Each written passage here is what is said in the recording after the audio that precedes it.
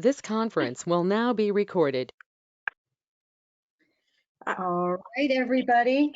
Good evening, everybody. Long time no see. Welcome to the Thursday, November 5th meeting of the South White Township Board of Commissioners. This is a budget workshop meeting. If everyone would please rise and join in the Pledge of Allegiance, and then we'll do a roll call. Thank you. I pledge allegiance to the flag of the United States of America and to the republic for which it stands, one nation, under under God, God, liberty and indivisible, with liberty and justice for all. thank you. All right, Renee, would you be so kind as to do a roll call for this evening for us? Sure. Commissioner Walk. Here. Commissioner Mobilia is absent. Commissioner Seton. Here. Commissioner Kelly. Here. And Commissioner Morgan. Here. All right, we have a quorum. And I'd like to note that all public sessions of the South Whitehall Township Board of Commissioners are electronically recorded, filed, and posted on board docs for the public's access. With that being said, I am going to hand things over to Renee and Scott to discuss and introduce our water and sewer proposed budgets for this evening. All righty.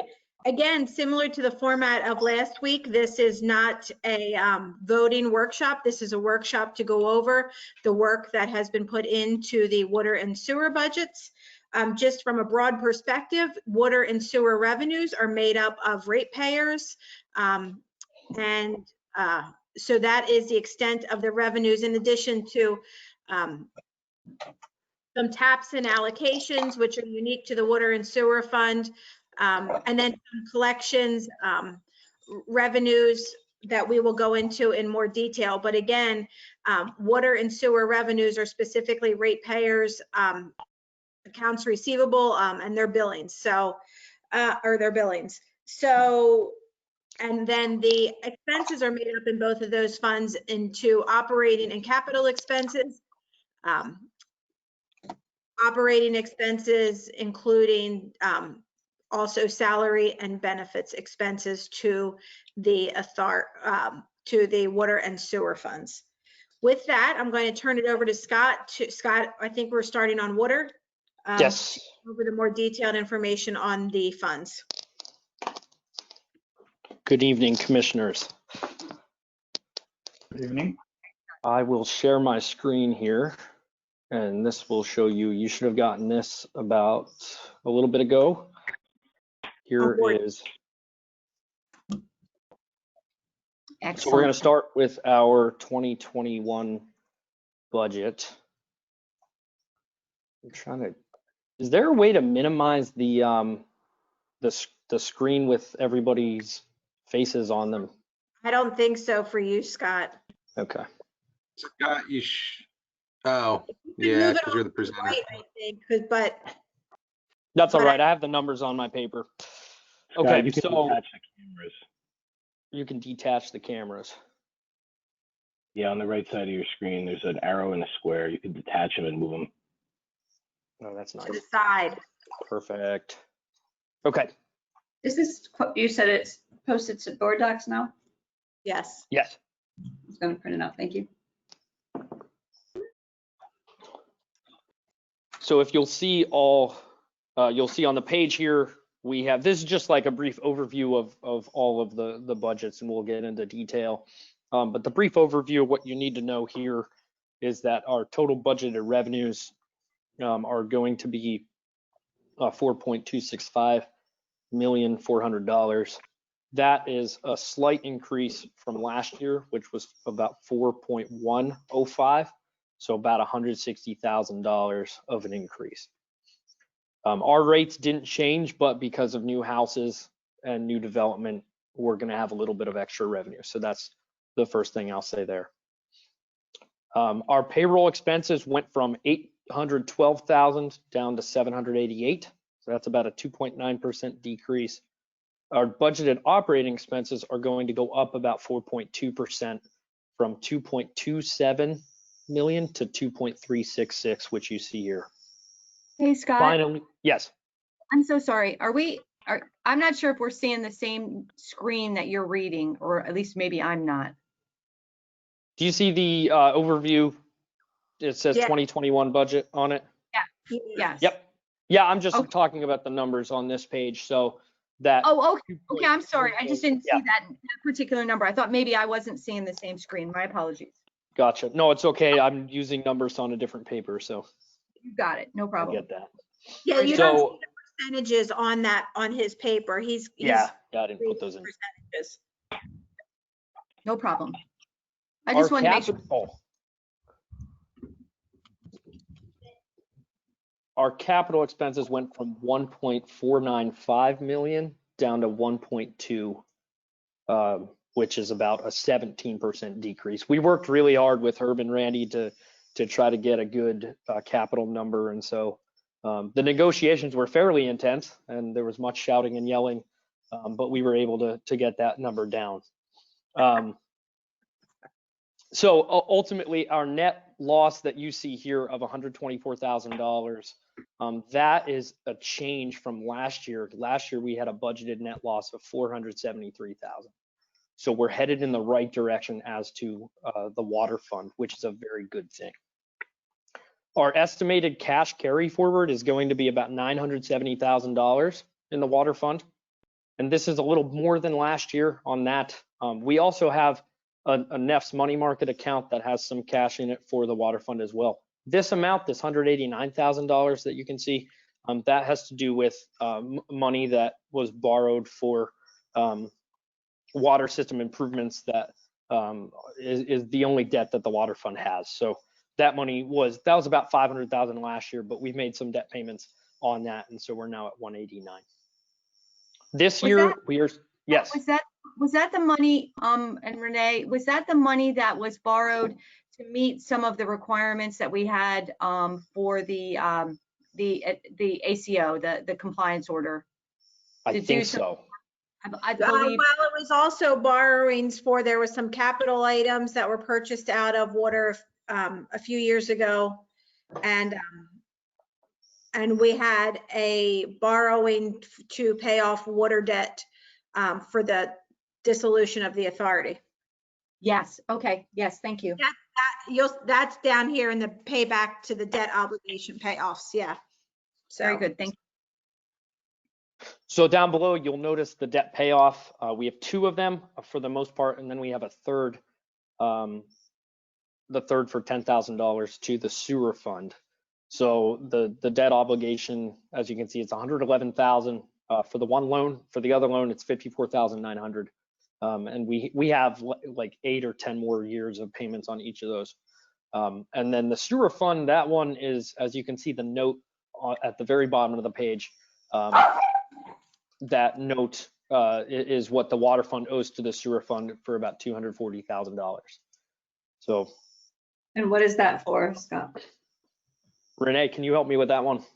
That was taken years ago from the water fund. It predates me, but it's a payback to the fund. Historically, the water fund has been in worse off financial condition than the sewer fund, and that was primarily because of past management who had spent money out of the water fund but had not allocated it also to the sewer fund. So, for instance, there would be pieces of equipment that were purchased that could have been split over both funds, but were not, and they were just taken out of the one fund. So that's why the water fund, that's why we have this $240,000 liability, and that's why, historically, in past years, the water fund hasn't done as well as the sewer fund has. And we'll talk a little bit more about how well the sewer fund is going when we get there. But we'll get into the position of the water fund from prior years. This water fund has come a long way over the past few years. So headed into revenues.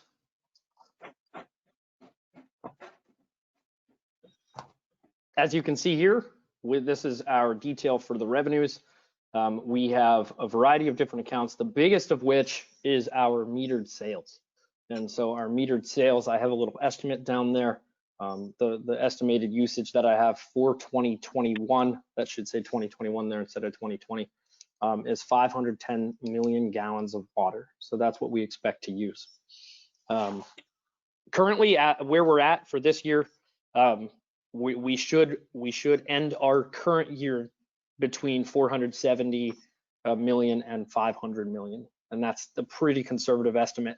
November and December have been the biggest months, usually are pretty sizable months. Last year around this time, November and December had 100 million gallons, which is pretty big considering that's 20% of the amount. So I expect to see a bigger month for November and a bigger month for December as well for this year. But for next year, my estimate that I have is about 510 million gallons. And our staff worked pretty hard to get a good number for that. And I'm really thankful that I have people that I can ask incessant questions to and who have patients who can answer those for me. But so as that corresponds to where our revenue will hit this year, we also have, as you can see, there's a rate and there's a billed usage amount for $3.187 million. And then there's also a base charge. So we have like a minimum dollar charge per residential bill for our metered customers. And we have about 60 number of metered customers. They get 4 bills per year. So we get a little bit extra revenue right there from those. And that should give us $3.843,500,000. And that's a little bit of an increase from last year, and that little bit of an increase, as you can see, the variance, the 2020 to 21 variance, that one is due to more customers coming on, and also a little bit of estimating more water usage in the coming year as we move, further into 2021. Our intergovernmental revenues, this is not going to change much. The only change that's there is the $4,100 from the 2020 budget number, the 87,500 to 83,400. This is money that we get from Lehigh County, I believe, for their the nursing home and the what is it called? Cedar. Anybody can help me out with this one. Randy, do you know that? Cedarbrook, Scott. Yep, Cedarbrook. That's the Cedarbrook revenue. So we get like $18,750 per quarter from them. And then we get a little extra from another group as well in that. And so we just call that intergovernmental revenues. That's not going to change much. So I just wanted to be more accurate. So I went with the 83,400. We also have a bunch of tiny revenue accounts, and these really don't put a huge dent in our bottom line, though in the aggregate they can do some help. I always like to budget conservatively, like I had spoken at the last budget workshop, especially for these miscellaneous revenues. I don't like to bank on them. I don't like to fully rely on those for revenue, because we don't know what's going to happen. So for something like penalties or liens, that's hard to really estimate. So I'm keeping it low, and hopefully, that revenue will hit there. Certification fees, those I put a little higher for next year due to some discussions that we had. Or sorry, no, that's going to stay the same year over year. The biggest one here that I think should change is our connection tap fees revenue, and we have what's that? Question. Yes. I'm sorry. Certification fees, is that for the licensing for the guys? That's different? No. That's a revenue, Tori. Certification fees are for people moving. We certify their final got it. read. Okay, sorry for confusion.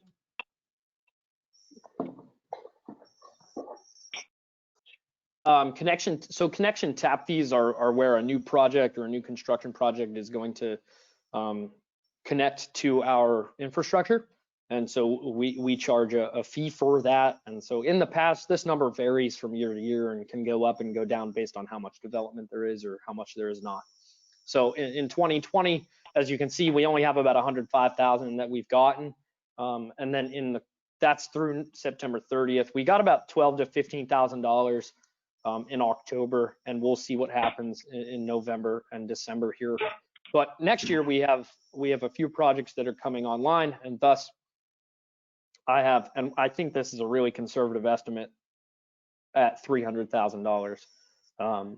The range of tap fee revenue is anywhere from, I believe, between water and sewer, it was anywhere from $450,000 to $900,000. So I don't want to bank on that once again, and I don't want to budget thinking that we have more money than we might not actually have. Anything can happen. So I want to stay around 300,000 because I think that's probably our best estimate there. So in total, and we don't have a lot of changes from the other smaller accounts, so I'm not really going to get into those. But in total, we should have a change of about $160,000 from 2020 to 2021 in revenue. Does anyone have any questions about this? I just have a general question. So the total revenue for this year through then of September is basically 2.9 million. What are your projections for the end of the year for our revenue? Yeah, so our revenue should line up anywhere between 3.5 and 3.9, and that's just for the metered sales. So we should end up around between 3.5 million and 3.9 based on a usage estimate between 455 million gallons and 500 million gallons. So As we had said, Diane, our November and December water consumption last year were the higher numbers. So again, billing consistently with those two.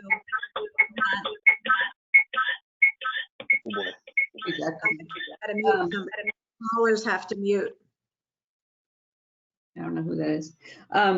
And then how have the revenues been coming in? Are we on target for what we expected at this time of year? Based on our billings, yes. Okay, thank you. yeah, we had originally thought that water would go down substantially due to COVID, but it's kind of stayed similar to where we were in years past, which I was really surprised about. But I guess more people had more stuff going on at home while they worked from home. Yeah, I was So- going to say, I would imagine the water usage would go up, not go down during COVID because more people are home. The only big difference that we were kind of expecting was for Dorney Park. But when they filled all of their pools and all of their water park, they still filled it for the year. So, we still got that water usage, which is a bonus for us.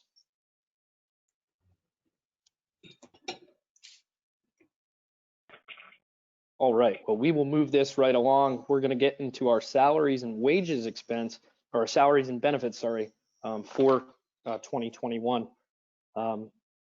You'll notice that in many of these categories, the variances go down from year to year.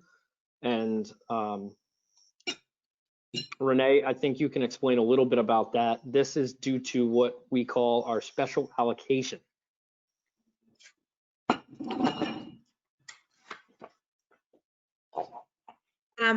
So actually with the water and sewer, we do have a number of employees who are assigned specifically to water and sewer. We did have a decrease in the number of public works employees assigned to water this year, which makes a difference. And then the remainder of the wages fall into an allocation from the rest of the departments who contribute to the operations of water and sewer, but not on necessarily a full-time basis. So there are allocations across departments based on roles and responsibilities that allocate back to the water and the sewer. So there's a combination here of totally 100% dedicated employees and allocated employees into the wages. You will notice that down through wages under holiday pay, sick pay, PTO, we do not budget specific numbers into those categories because in total, each employee is budgeted at their 2080. We do not break out their specifics. So in looking at the total of, wages, from a year-to-date perspective, we include all of those lines. So standby is different. Standby is one employee in the utilities, on call 365 days of the year is what standby pay is consisting of. And then attendance incentive goes for a sick bonus that we've had for years that consists of, less time missed. Generally on this one, it's more public works employees, and public works employees are paid out at one time a year for that bonus at the end of the year. So that's why there is not a significant amount of attendance incentive in there yet. Renee, under that category, is that per their contract? Correct. Mhm. Thank you. And then again, FICA, workers' comp, health insurance are all based on the actual employee and the allocation that they have or where they are charged to. Pension, again, is a calculation. Pension in, what is this? We're in water. Pension in water is going up a bit. Pension varies because each of the employees has a different pension plan based on the department that they sit in. And so again, pensions wages do fluctuate some. But the overall MMO is charged out to the general fund, which you will see next week. And again, life insurance and then thrift savings varies too based on contractual obligation. Can you explain what thrift savings is?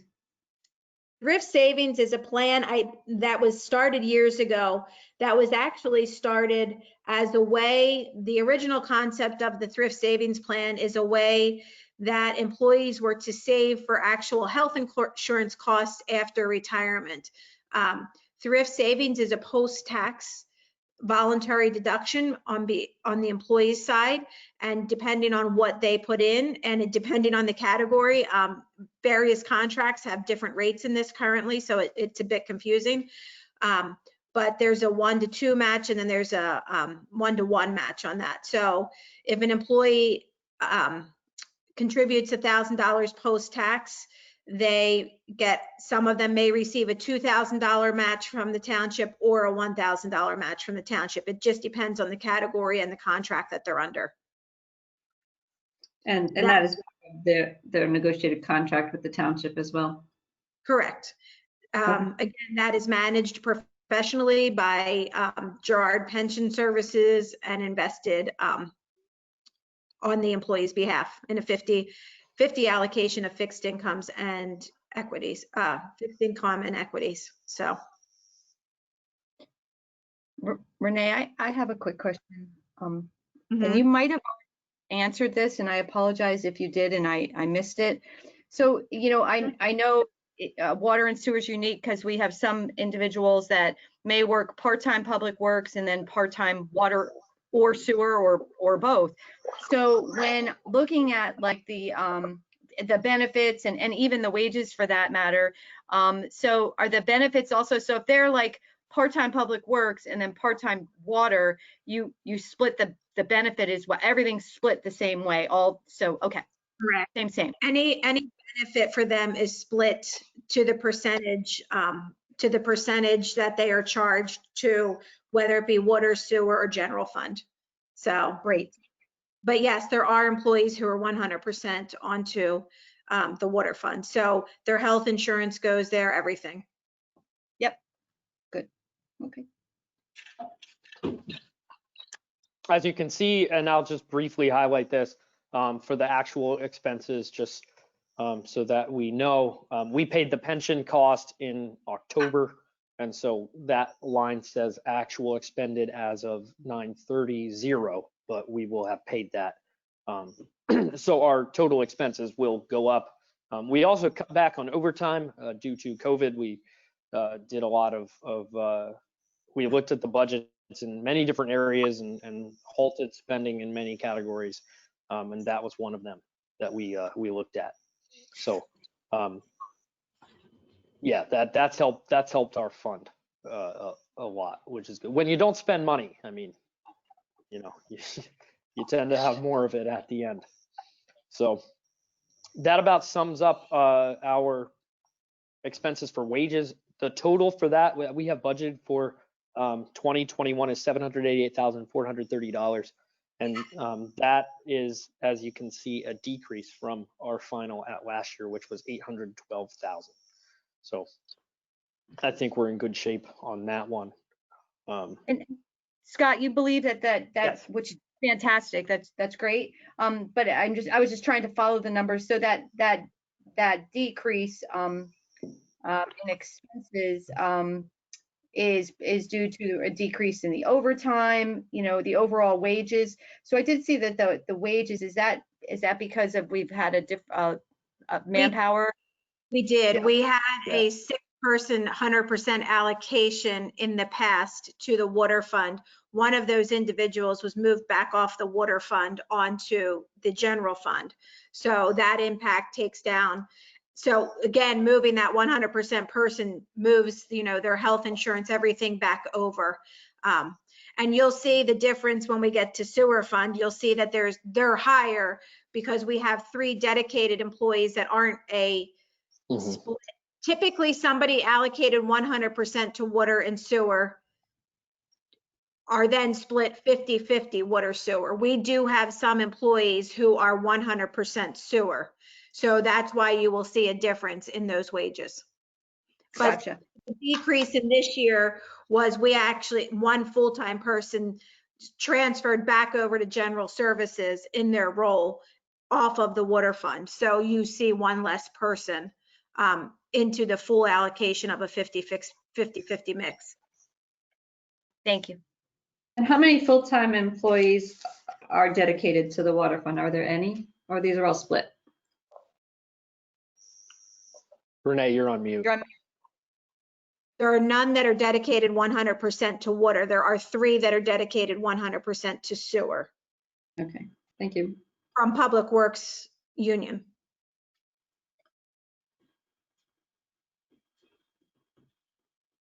Moving on to our operating expenses. Operating expenses for our proposed budget. Many areas we looked at, and while we're not going to increase expenses, we figured they would stay the same due to what we had budgeted in the past. And you'll notice that actual amounts are very down from prior years. That's also due to some things being encumbered but not yet spent. But that's also mostly due to the fact that we have just spent less money than last year once again. So items of interest that I will talk about include the first one I'll talk about is the engineering services. I think Randy can make a note of this as well and talk about what we've done with engineering and will do with the water fund in the future. Sure, yeah, the big expense increase this year is because of the DEP required risk and resiliency report. That's coming in at about $30,000. So you do see a relatively significant increase here. Again, this is due every 4 years. We're in that pattern here, so we're up to bat and something that needs to be budgeted for. And how much did you say that was? We're looking at about 30,000, Diane. Thank you. And that's part of the America's Infrastructure Act, correct, Randy? That's what that is, the risk and resiliency. Yeah, to look at the overall system and the security of the system. Yep. Gotcha. Yep. And I would imagine too, just FYI, this is just something to keep in the back of your minds. With the new lead and copper rule coming out, likely to come out, I'm not sure if it's going to come out still this year. It probably will. There's going to be some new requirements on lead line replacement and lead line things like that. And I'm not sure how much that would impact us, if at all, but there's going to be some requirements. So we may want to kind of, start thinking about that. There's usually a 3-year phase out period. So, they'd want you to be doing an inventory, and then based on that inventory within so much time frame, you'd have to start, kind of changing out lines if you found different lines. And that that lead line replacement program applies not just to the line, our line, but it would also require the homeowner to change out as well. This line's correct. Yep. Yep. Just something to think about moving forward. Yeah, we're taking a look at that, Tori. We're looking at some maps that we have. We're trying to inventory exactly, on the linear footage of each line, so we can really identify capital projects moving forward. Lead lines being one of those, cast iron, things like that. We'll touch on that later on in the capital line item. Perfect. Thanks, Rena. It just triggered me when you said about the risk and resiliency. Yeah. Another item of note is account 4316 testing fees that you'll notice is over budget for this year. I looked back at the actuals for previous years, and we've always budgeted $60,000 except for 2020. So when I saw that, I realized, wow, we have something's wrong with what we budgeted. And so I'm bringing that budget line item up 20,000, so that will better reflect what we do. Most of the testing fees that we incur are not things that we have much control over. Usually these are incurred as they go. So, and that can vary from year to year depending on a variety of different outcomes. That's a variety of different factors. And I know that's a really, really vague answer, but that's how testing goes. Well, Scott, if it's okay, I'll just mention about the testing. It's not my area of expertise, so. So the testing requirements for the water system are going to fluctuate based on certainly what the water quality consistency is in the lines. First of all, there may be times if we have a potential issue where we have to do increased testing, and also by permit and by requirement. There is increased testing, every 3 years, every 5 years. Sometimes we're doing, disinfection byproducts. Sometimes we're doing other different radiologicals. That happens periodically. And then if it's a lead and copper sampling year, that also has a huge impact on how much we're doing. So, there's definitely times where things change from a distribution sampling standpoint. So. Thank you, Tori. The other big item of note is our water purchase account, account 4366. And this account, this is water that we buy per our contract and per our agreement with the Lehigh County Authority. So this is money we have to spend every year per their authority. So their rates went up a little bit, and that's reflected in the 1.311 852 amount, the $1,311,852 that I have proposed there for 2021, which is an increase of $35,000 roughly from last year to this year. So this that's our biggest expense. So for this account, we can't really get out of that. So. And Scott, that yes. The LCA rate increase is effective beginning next year? I believe so. Yeah, it'll be in 2020. I was in discussions with the controller at LCA this week, and he informed me, he said that they're voting on the rates, I believe, on the 9th. November 9th. So yeah. So they're unofficial as of now, but we'll have a better idea by the time we come back for the actual, like when you all as commissioners vote on that, we'll have the actual amount that should be. And there. Scott, the number you used was the proposed rate that they're proposing to their board. That's correct. Right. Yeah. So that's what we have off of right now. Yeah.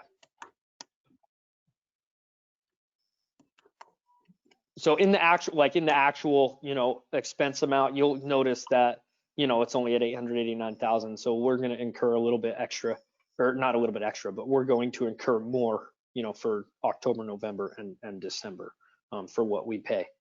And that'll be reflected in the cash carry forward. We are looking for a little extra in the contracted services amount. There's a litany of things that comprise this amount, but that's another sizable item. I think Herb has some notes on that. Scott, I can touch on that too. That's Okay, actually in regard to our Neptune 360 upgrade, which is an upgrade to our metering software. That's coming in right about $16,800. That's going to make us a little bit more efficient with our metering equipment. Right now we're using handhelds. We're going to be going to iPads or iPhones, a little bit more efficient out in the field. So that's something Dave Manhart and Public Works is working on together with the Neptune 360 crew, and will be implemented next year in 2021. Thank you, Randy. And then the other big change from last year to this year is an interest expense increase, and this is due to potential future payments that we'll have with the current debt that we have and the portion of the debt for the water authority for the new building, because we have some of the new renovation will house people and will house equipment for the water fund as well. So I put 14,000 in there, and we may have to add more depending on where that final interest number ends up. So that's an estimate as well. For the most part, it's around 61,000 for the interest. But you know, with new expenses for next year, we may have to beef that one up. So I'm sorry, Scott, can you expand on that a little bit? So I didn't understand what you meant about how's that connected to the new building? yeah, so because the new building will be used by the water and sewer employees, and there's certain, we keep some of our equipment, our computer equipment, it's called the SCADA system, that is used to monitor our water and our sewer equipment. So that's all going to be housed in the renovation. So we're going to allocate some of the interest payment on the renovation loan to the water fund and the sewer fund appropriately, so that it better reflects the usage of the building. So where do we house that now? Was it currently in our old building? No, we It was don't. currently in the new building, but there's a backup system at Farm Drive and Jacoby.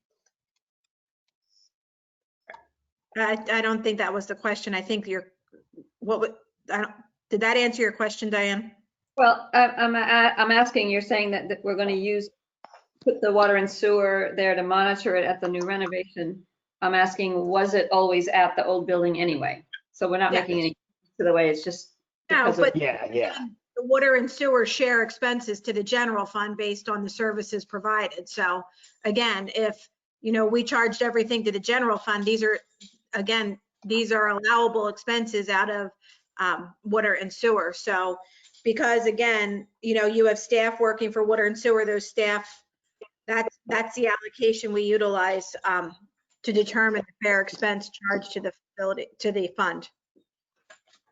okay, thank you. So I guess that before my time, the township absorbed the authority. So, as such, the South Whitehall Township Authority didn't used to originally utilize the main township building for things and stuff. So now that we're kind of closer to being one entity.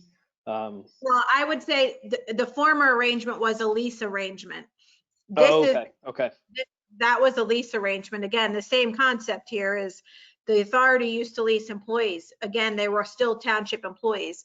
And again, there are challenges in that model because of certain things that leased and authority employees are allowed to get versus paying out of an employee for state aid are not eligible onto authority monies.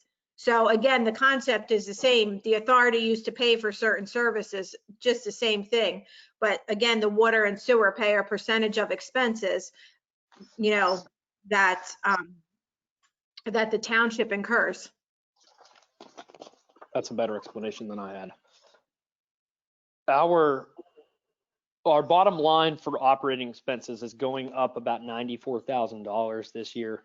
And so, the big things there are, obviously that 35,000 extra for engineering and the 35 extra for the water purchase agreement. So it's going to go up about 4.2%. And I think that'll help us better operate better, really. So our last section that we have here in the water fund for expenses is our water fund capital budget. And so last year, you'll notice that we had $828,000 budgeted for buildings for various projects. We put some of those on hold. Some of those are continuing, and we just haven't encumbered the money or spent the money on those projects yet. But some of those projects we had to put off for this year. So you'll notice that our expenses that we've had incurred this year are relatively or extremely different from the budgeted amount. So this year we have $769,400 budgeted for buildings, and we'll get into that in a little bit. We have $400,000 budgeted for our system improvements, and we have $65,000 budgeted for major machinery and equipment. So at this point, Herb or Randy, I guess, will talk a little bit about the improvements.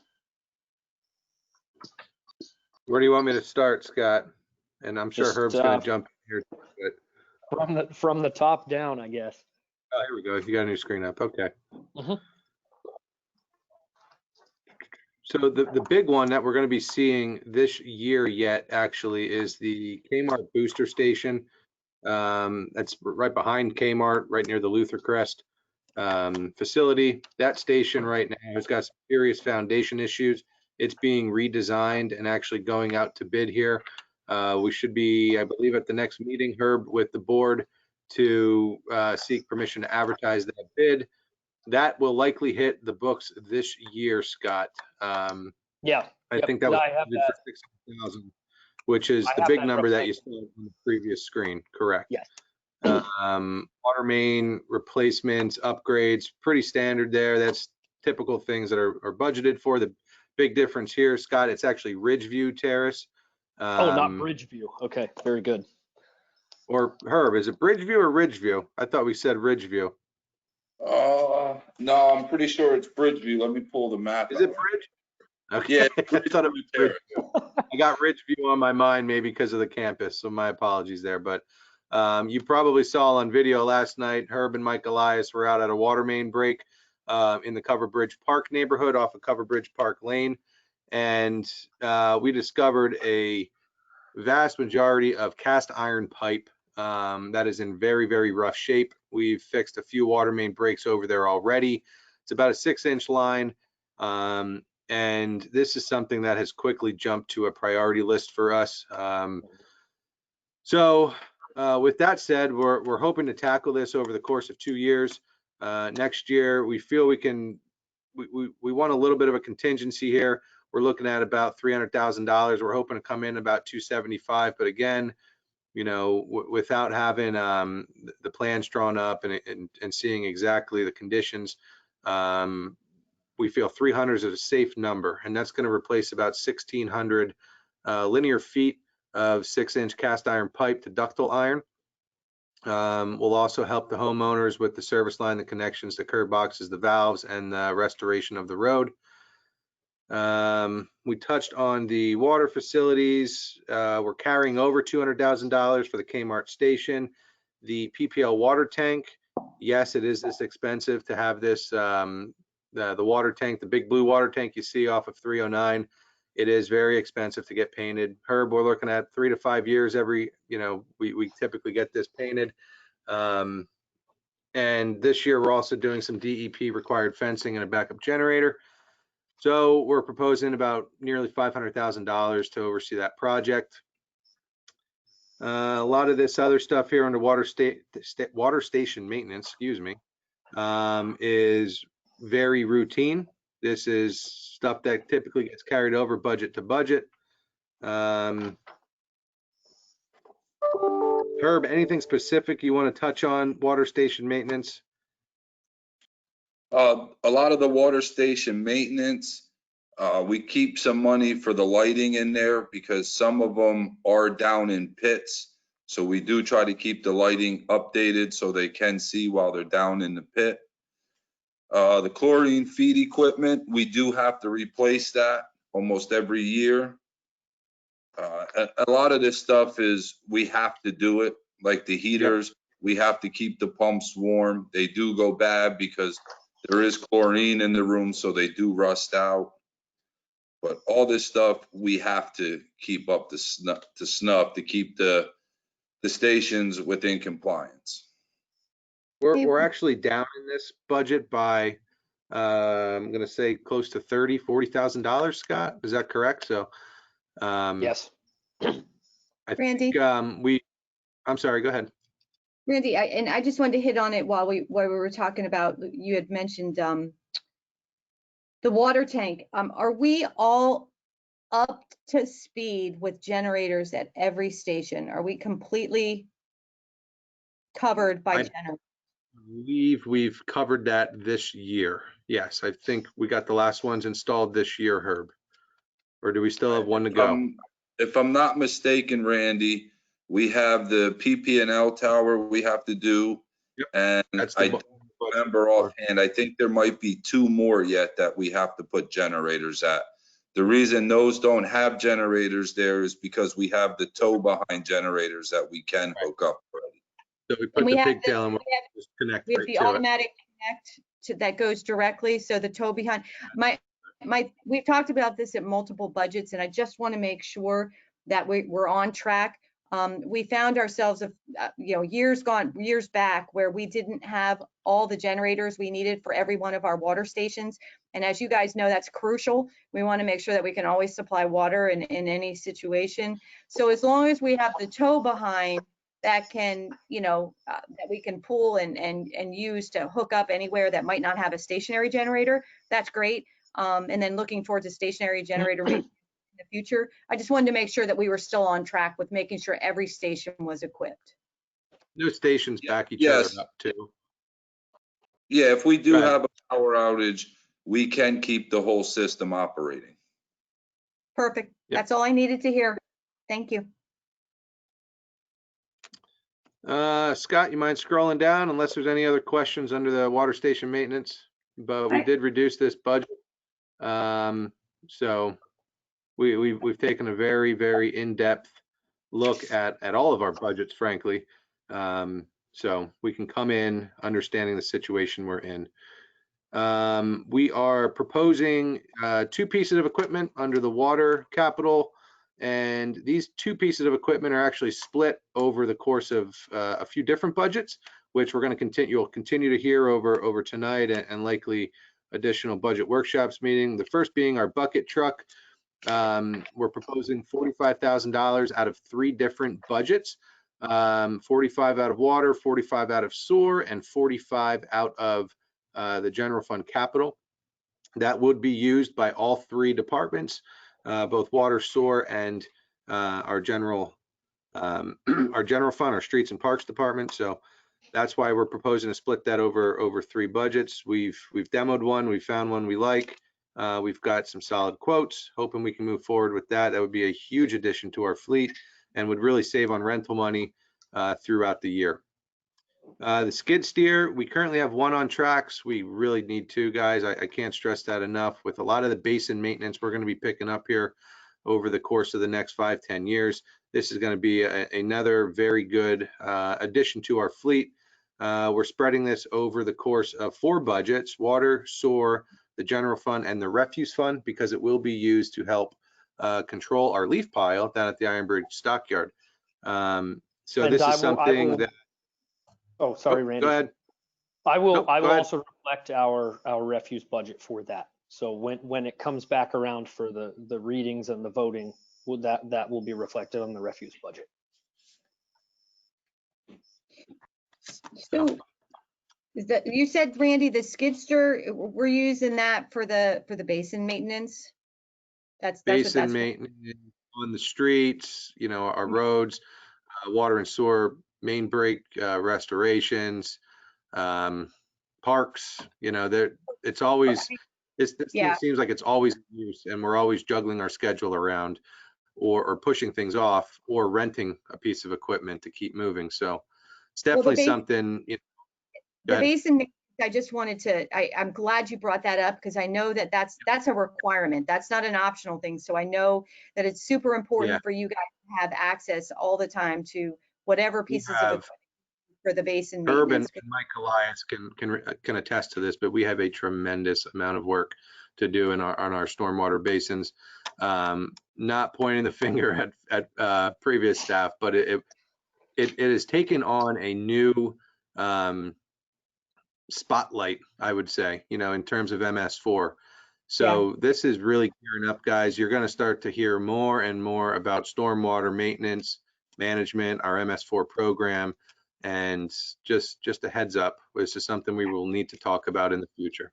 Well, and keep in mind, team commissioners, I just want to let you know that, the MS4 requirement, which is an EPA mandate, across all utilities, it's an unfunded mandate. So, but the requirements remain, and we have to figure out ways to get this done. So I'm glad to see Randy and Mike and Herb and team, kind of, thinking forward of the different pieces of equipment and different, tools that you need to make sure that these get done.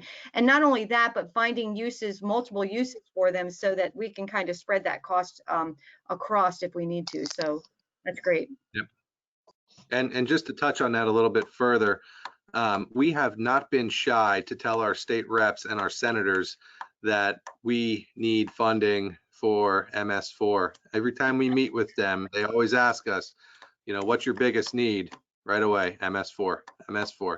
We understand where this is going, and we understand this is something we will need to have difficult conversations about in the future. So we're not quite there, but we're not far away either. So just giving everybody a heads up, keep this on your radar. And, if you do speak with our state reps, keep singing that same tune. The more they hear it, the more they will lobby for it. Well, I sound like a broken record to him, Randy, so you can be assured of that. But I also want to mention to you that for the risk and resiliency that you brought up earlier, there's some new, because what happens is once you do that risk and resiliency study, there may be some things that you find that we may need to do as a result of that study. I don't know, hopefully not, but if you do, and the study even itself, there's some BRIC grants out there and things to think about. There's no guarantee. I'll send you the info, Randy. Just BRIC. They're quote unquote FEMA grants, but there've been a lot of focus on the America's Waters Infrastructure Act and the requirements of that. So they're finding that some facilities are having some luck and getting some of these grant fundings. Not a lot. I mean, because you got to remember, every water utility across the United States is pining for the same exact money, and the pot is very, very small. So, I mean, we certainly can't depend on it, but it's just something, to kind of forward think. And if should something come out of our risk and resiliency study that we need to budget for maybe the next year, 2022, it's just something to think about. Thank you. Got it. So we go into a lot of detail on these projects, the capital expenditures, and that's because that's, other than purchased water, this is our other biggest expense item at coming in for a total of 1.2 million. I was feeling pretty good about this budget until Herb hit my office bright and early this morning and told me about the water main that needs to be replaced. So trust me, this looked a lot better yesterday. Yeah. This looked a lot better yesterday. So, but I'm really happy with it because last year we had budgeted almost 1.5 million. So 1.5 down to 1.2 in terms of capital. I like that, and I like those expenses to stay at a minimum. But we've got to keep current with much of our infrastructure, whether it's our system or our vehicles and pieces of equipment. So does anyone have any further questions about the equipment needs? I have a question on the expenditures. The Kmart booster station. I remember that was in last year's budget for $500,000 or $600,000. Did we not do it? Yeah, So, Diane. Oh, sorry. All I was going to say, Randy, is that I have that reflected on our cash, estimated cash carry forward for this next year, because we'll see that hitting the financial statements. So we To did- answer, we're very, very close to, I believe we're going to be coming next meeting to the BOC for permission to advertise. Our engineer is finalizing the bid specs right now, and we're hoping to award that project by the end of the year. We knew we'd be crunched for time this year to get this through, but we're gaining confidence that that is going to happen this year, and we'll be able to get that project underway and awarded to a contractor here by, I believe, the December 16th meeting is our time frame.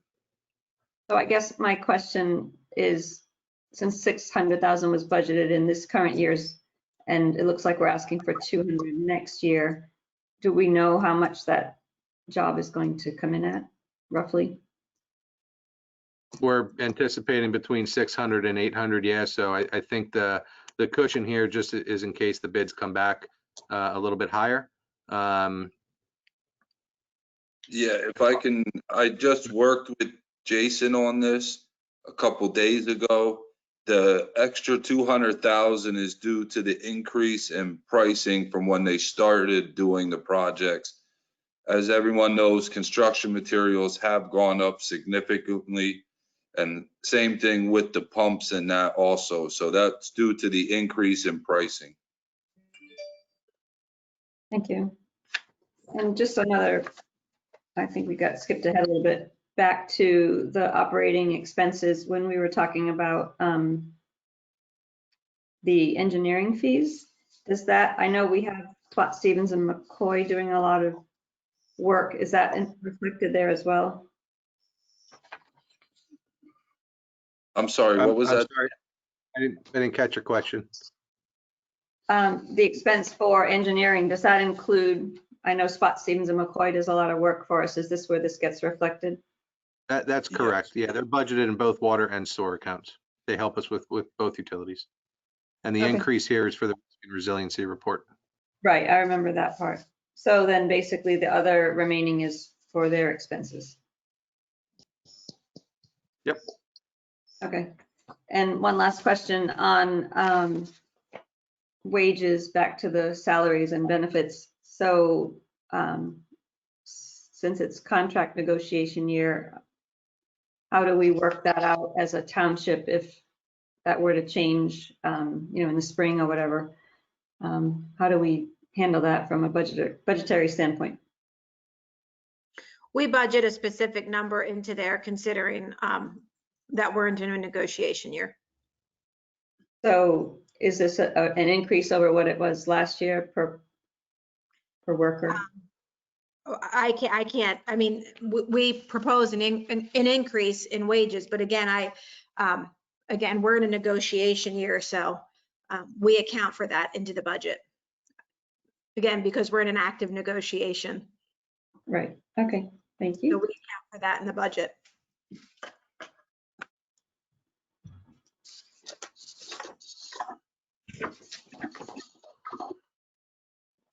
I am going to move us to the estimated cash carry forward that I put together, our cash projection for this year. And here's what I have for us. So as of September 30th, we had about 2.4 million in the bank. And once again, these are mostly all estimates. So specifics a lot of times aren't known until we get to them. So this is my best estimate and my team's best estimate. We put a lot of work in trying to figure. I was on the phone with my team for like 3 hours today, trying to get numbers and try to hone down things. So this is what I have for us. So our estimated cash that we receive, you'll notice, for the water fund is about 300,000 per month for payments. So I think 900,000 is what we're going to see between now and December.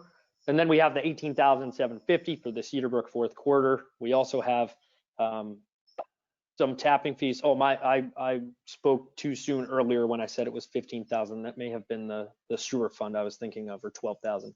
But we have 7,200 that we picked up in October.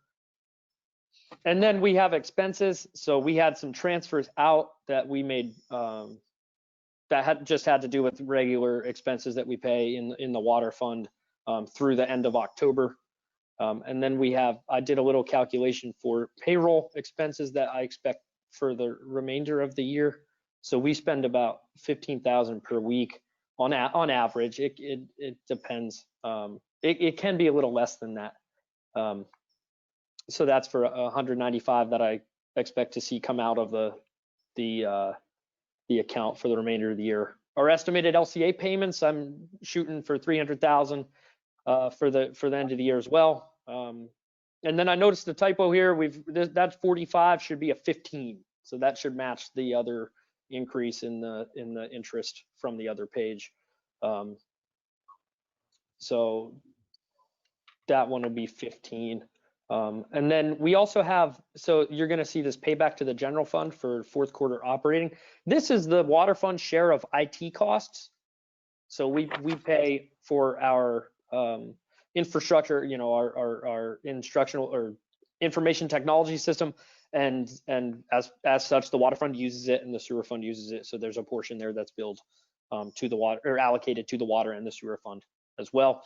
The pension requirement of 124,000, that we paid that in October, but that wasn't reflected on the 9/30 bank statement.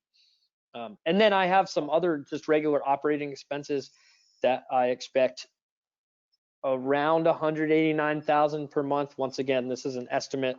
Hopefully it comes in less due to what we've talked about in terms of spending, and we've done a great job at spending less this year. And then we have debt payments that one was paid in October and one will be paid in November for 166,000. That's the 50,000 amount and the 111,000 amount from the cover page for the water sewer debt. So in this $756,000 amount, this is capital items that have been encumbered already, some of it, and then the rest has to do with the Kmart booster station as well. And so at the end, that number for our estimated cash at the end of the year should be 1,072,000. So if you add, 1,002,000, adding the 30,000 from my typo with the 45 up above, we should have $1,002,989. Actually, Scott, I don't think you're incorrect in the 45 there. The interest expense is wrong. It's actually 15% of the debt payment, not 15. So not 15,000. Oh, okay. I must have mistook you at the office today. My bad. Okay. All right. So we'll keep it at 972, and that's a good amount of cash that we have this year for the water fund. And I'll scroll right back to the original page, which will show you where we're at the end of the year. So our estimated unappropriated reserve last year that we had estimated for last year at the end of last year was 786,000. So this year we're hopefully going to be around 861, and I like that. I like that we're moving in a good direction with the water fund. Once again, historically, that had not been a strong fund for the township, and that's why that's why the water fund owes the sewer fund and has the debt. So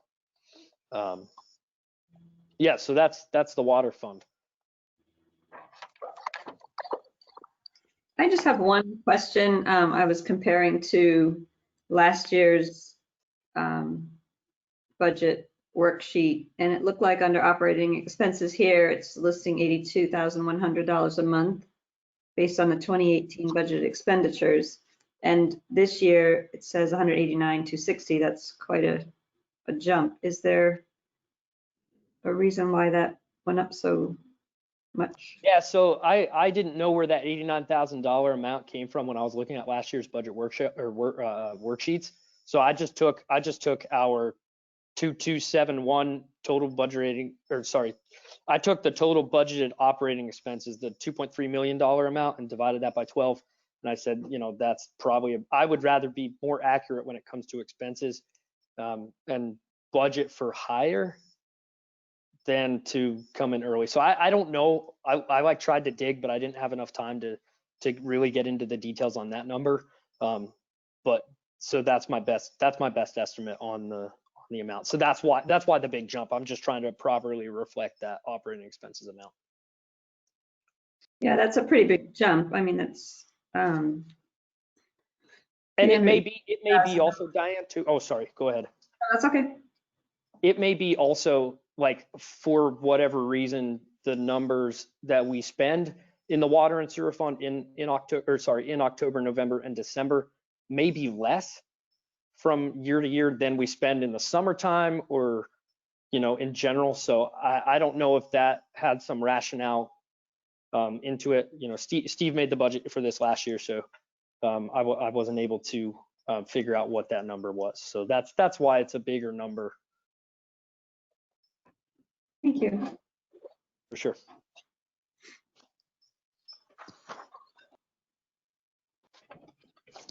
If there are no further questions about this, the water fund proposed budget, am I allowed to request just a 5-minute water break? You No. absolutely can, Scott. Go ahead. Okay, we'll take a little bit of a break and then we'll come back and do the sewer fund. Go for it. Go That's for it. perfect. I gotta use the restroom myself. Good call, Scott. Adjourn for 5 minutes and come right back in.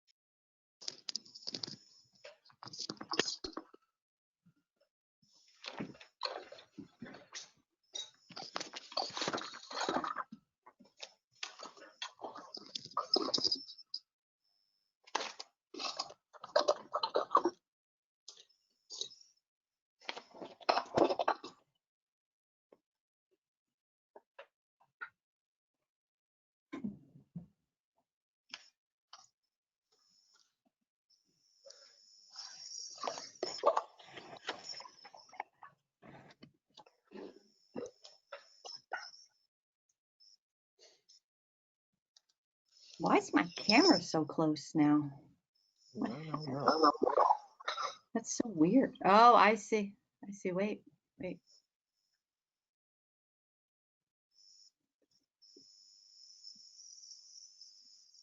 What is happening?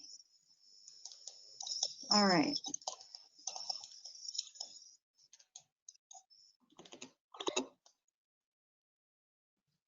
You're doing great, Scott. Right on You are. time, buddy. Oh, almost I'm on hoping- time. I'm hoping we hit 8 on the dot or sooner. screen so close now? All of a sudden, my screen's like right up on my grill. Yeah, how close are you to the screen, Tori? I'm Like not, physically? I'm like, right back here. Come on, Mike Elias, fix it. You're like the magic fixer. Why is my screen so close? I don't like Oh, this. Joe's got a pumpkin. Is that trick or treat candy, Joe? Go, Joe. Joe, so now you're going to eat candy in front of us and not share? Hmm. Hey, Joe, He's throw on- one over to me.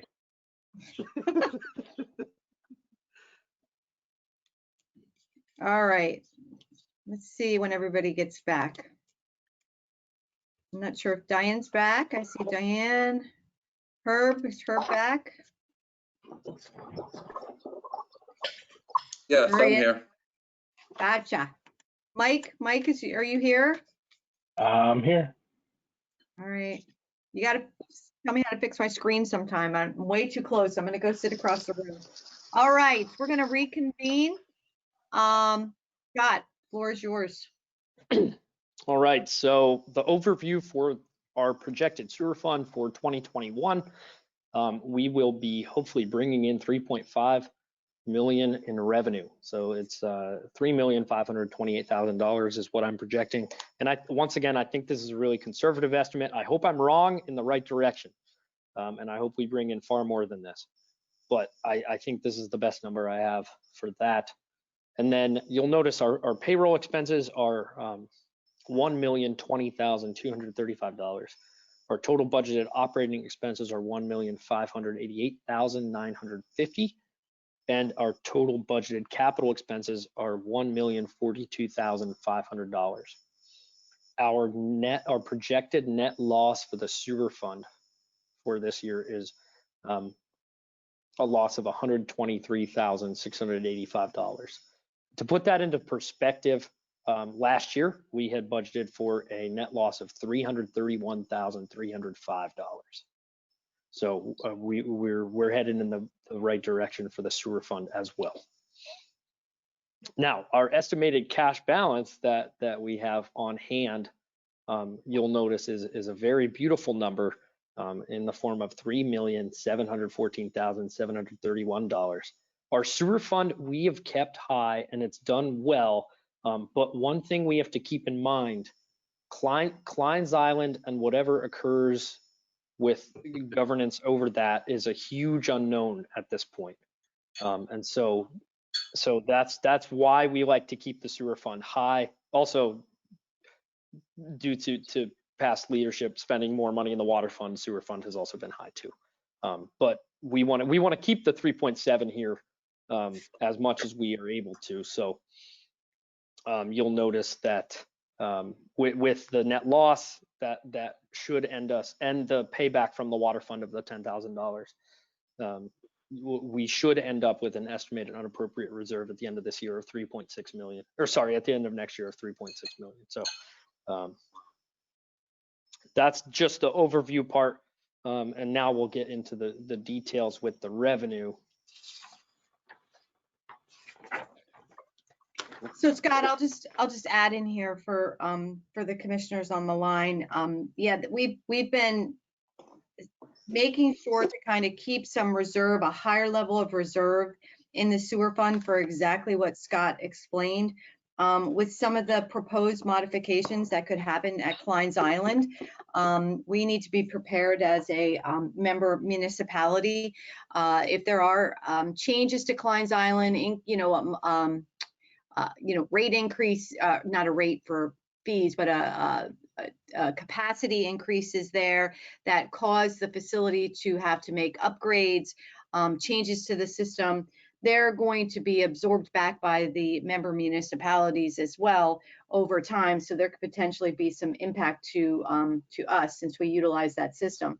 So there was a lot of time and thought put into making sure that we keep that reserve at a level that should we find ourselves in a position as a township where we would have to pay more for that services, we would be prepared for it. So that was a good intro, Scott. Thanks for enlightening everybody on that. That was important. For sure. So we do share those expenses with the other groups, the other entities that are comprised there with Lehigh County Authority. And from time to time, we have meetings with all of them about rate changes and about projects that they undertake as well. So to get into the details for revenue, so sewer revenues, most of sewer revenues, the majority of which are our metered sales. So this is anything that goes into our sewage system and passes through a metered line. So you'll notice that I'm just going to talk about that number. That's about $2.5 to $3 million is where we're at for the most part. So that's the majority of our revenue. This is a rate that we set for that. And also FYI, like I don't, both in the water and the sewer fund, I'm not proposing any sort of rate increases. So that's, that should go with the overview of both of those funds. So in addition to our metered sale revenue, we also have the flat rate sales. So these are our customers that pay for sewage in a flat rate. So it's usually stable year to year. They buy it. So they buy it like accordingly. So I don't see this number really going up for the most part. We haven't really added a ton of flat rate customers. Most people are on the metered sales. So, where we have increases should be, as houses come online and they're in the metered category. So you'll notice that the only big changes I have in terms of revenue line items have to do with connection tap fees revenue and our metered sales. The main reason for our connection tap fees revenue, I'm budgeting for more, is the same reason I talked about for budgeting for the water fund as well. So the sewer fund gets a piece of this as well. And this is where, like in years past, we have gotten substantial chunks of money from developers and big projects. So this is just a nice little bonus that we don't expect, but it's wonderful when we have it. So I really like that I like that line item, but also it's hard to budget for. Because it changes from year to year. So I think that's conservative at 300,000.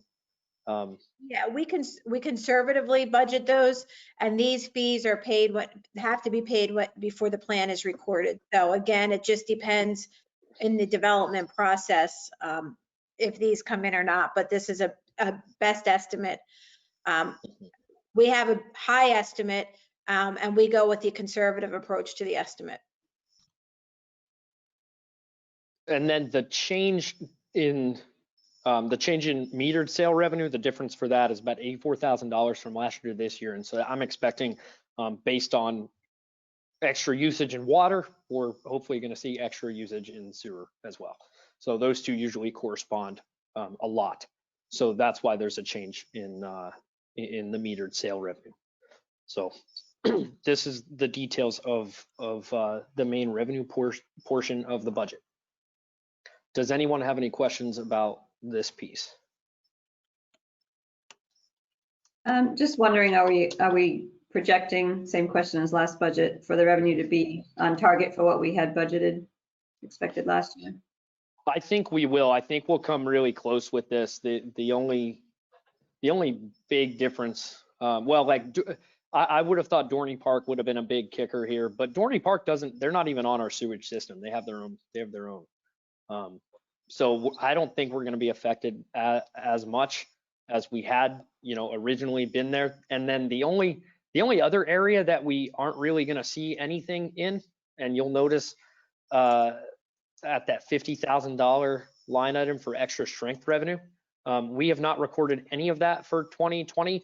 We had really done a lot of work on our extra strength program. So this is things that the DEP and other regulators really require through Klein's Island. They bill us for certain materials and certain things that are put in the sewer system. So we like to pass that cost on. So if it's a restaurant, sometimes grease gets into the water system, or if it's a car wash, soap will get into the water system, or if it's a whole litany of other things, we like to pass that cost on. So as of now, we have been kind of subsidizing that for our customers, which we don't like to do, but we would love to do that in a manner that's both efficient and a manner that's accurate. So we had been doing, I think Mike Elias has been working on this project and was about to introduce it in 2020, and then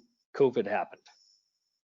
So we had this budgeted for some revenue at a $50,000 amount, and then management in Public Works decided to stall that project until the pandemic passes. So Scott, Yep. I'll just add into that program, the exceptional waste program, first and foremost, just so everybody understands, it's meant to be a non-revenue generating program. We do not make money on that program. It's not a means for money. It's a complete like pass through. Like there's a cost for us to do business, and we pass that cost along, and that's all it is.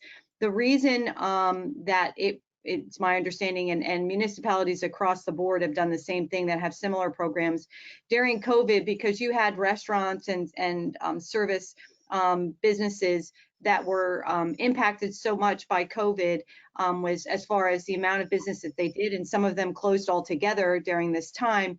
It did not make sense to push this program out there. And quite honestly, we probably didn't see an impact in our sewer system as dramatic as when they were in full operation. So it truly was a wash for us. I mean, it's not like we're not doing the program and they're discharging all this grease and we're seeing it. And Randy, correct me, or Herb or Mike, correct me if I'm wrong, but we had to be cognizant of the fact that these businesses were struggling at this time and are looking at more of an educational, informational approach to it until we can get back into the sampling portion of it. So one thing I'd like to add is I've been heavily involved with this program, as Commissioner Morgan knows, and Renee, Herb, and Mike as well. This has been kind of a long, drawn-out process. It seems we get so close and something happens. We've tried to roll this out a few times. The first time this program was rolled out, it was done poorly, to be honest with you. There was no coordination with the restaurant owners.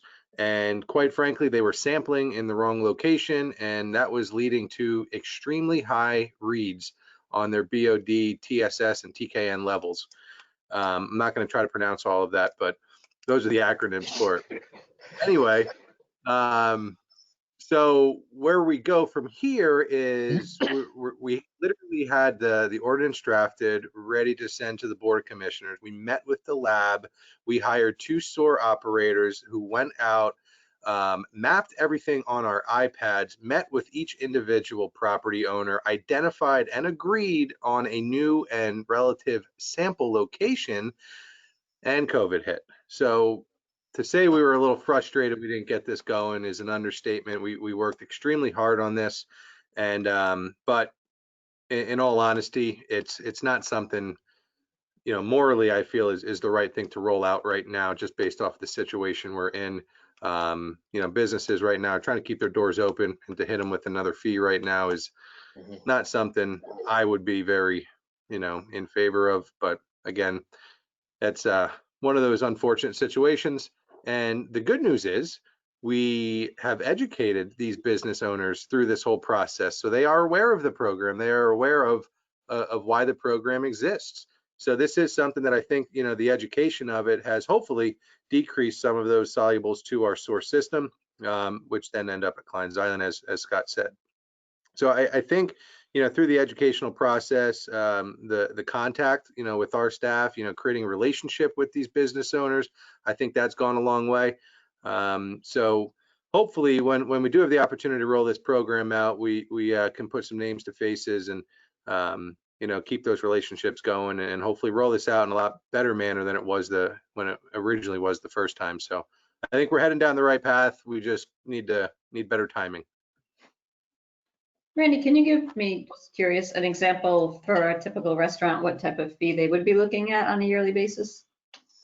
Every restaurant is different, to be honest with you. It really depends on their operation. That's a The city of challenge. Allentown and I mean, Elf, is there a it really is. range? I'm sorry? Is it just a range, just a general idea? I'm just curious. It Really, could be it's based anywhere. on their lab results. Yeah, and you know, the amount of business they do, the operation, what their product is. You know, they may get a $0 bill. You know, that was part of our program too. If they got a $0 bill over the course of, I think, 2 or 3 different sample events, we might take them out of the program only because they're not really generating more than the average homeowner may be, like a Potts Hot Dogs or Yakko's, somebody that really isn't putting that much into the system, or you know, where there's more consumables like a Dunkin' Donuts. You know, a lot of the water they're using, it's not really going back into the source system. It's going in a coffee cup and out the drive-through window to you, so it's being consumed. So there's really to give you a range is It could range anywhere. I'll some help of the you out. bills. Yeah, Yeah, it it's could tricky. go anywhere from like $100 to, if you have a larger user with a higher flow, to like Yeah. $1,000. But the goal of the program, honestly, is to get these businesses to zero. So Right. that's why I brought up in the beginning that this is not a revenue generating program. It's really a program to bring people into compliance, basically. So, you know, And I think Randy's right. It can go all over the board, but the goal is zero. so one of the big issues when the program was originally rolled out, I mentioned that our staff has gone out and identified sample locations. We had people sampling directly into the grease trap, and Yeah. they were providing those samples to the lab, and they were through the roof generating a $100,000 bill, which obviously is not correct. That's not what's ending up in the system. That's the purpose of your grease trap. It stops it from going into the sanitary system. So that's been, you know, one thing we've really felt strong about and really made a priority was identifying those sample locations. And again, I think we got a much better grip on the program. The bills were certainly going to come down, I can tell you that, and be more in line with what actually gets discharged to the plant. Great, thank you. Sure. I feel like a When it comes extra to, strength I geek. think I was gonna say, I think we can hop down to the expenses, Scott. yeah, I think so too. That was a lot on extra strength. So the good news, Sorry. the good news for the revenue for this year is that, you know, even though we're at the 1.7 million, the 1.737 million amount, I don't foresee us coming, you know, I don't think we're going to miss our budgeted revenue. But even if we do, we have done so well on controlling expenses for the sewer fund. You know, the question as to will we make the revenue budget item, you know, only matters so much to the extent that we spent the money. So it'll be a really good thing at the end of the year when we see the actual numbers, and you know, when we do see the actual numbers, we're gonna see that we did very well in the fund this year. And so we'll talk a little bit more about that down below as we get into expenses. So this is the first one. Yes, our first area of expenses is the salaries and benefits. And then, you know, we moved the big variances that I'll point out. Overall, we have an increase from last year of $26,000 from a budget amount of $994,000 last year to $1,020,000. The biggest issue there, the biggest difference is that we moved those people from the water fund allocation amount to the sewer fund. Well, and we so- added one more dedicated person in sewer. Correct. So that's really the difference in the $47,000 variance. That's one additional person into dedicated completely 100% to sewer. But otherwise, all of those expenses remain consistent as they did in the water fund. The same premise to all of them. Again, just perhaps a different number of employees. You'll also notice, you know, as I highlighted with the water fund, so I will with the sewer fund, our pension actual expense at 9/30 is zero. We made that payment in October, so that'll properly be reflected on the cash carry forward work paper amount as well.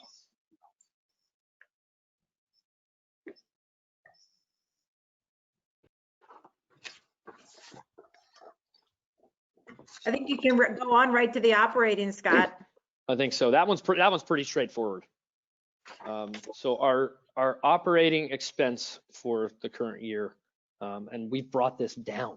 Our operating expense for the sewer fund, last year we had budgeted 1.609 million, and this year we're having a proposed budget of 1.587 million. Our biggest variance is here, one of which is our sewer testing fees, and we realized that we spent most of our testing fees are in the water portion of things, and so we brought that line item down a bit. You'll notice.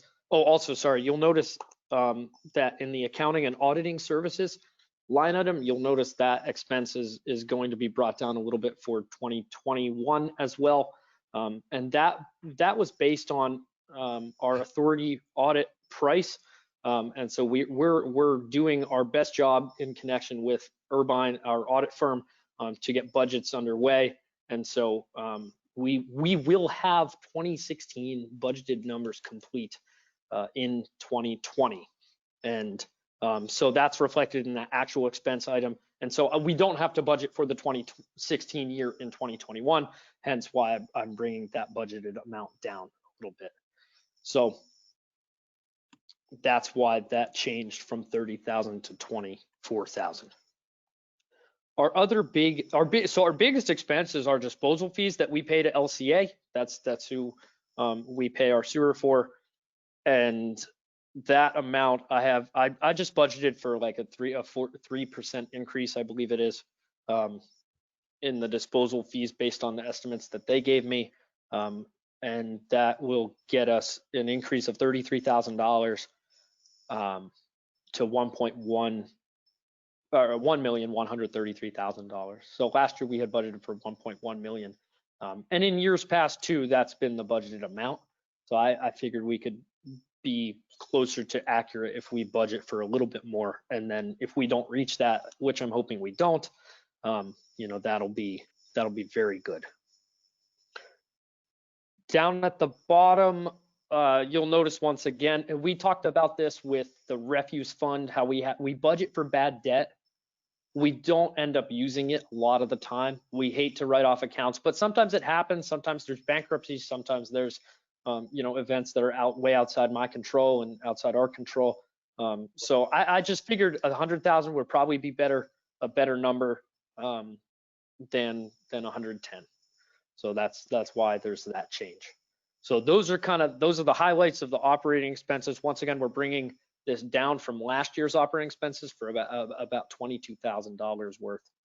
And we've done an incredible job this year, once again, of controlling costs, which ultimately is going to lead to a better bottom line.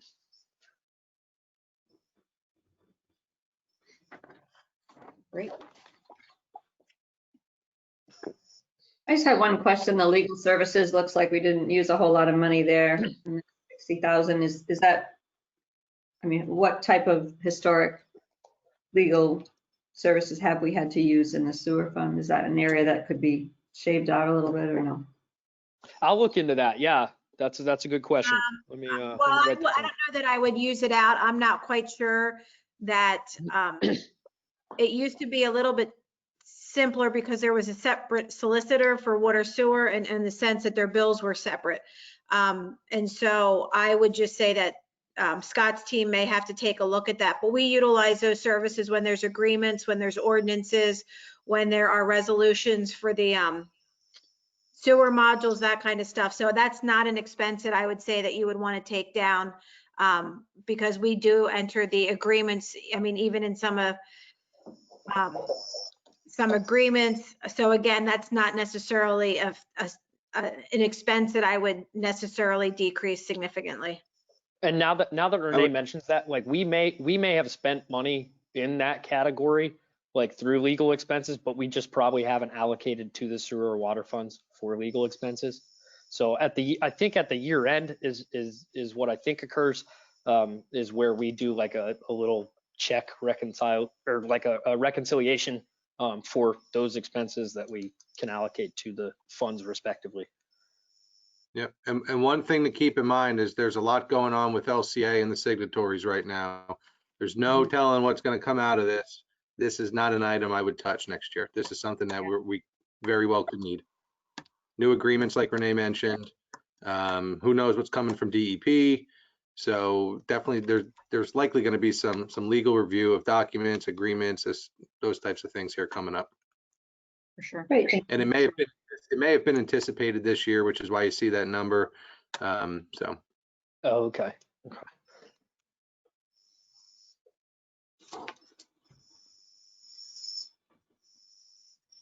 the good news is we didn't spend it. So All right, I will move on to our capital expense items. Once again, very exciting budget portion is the capital expense.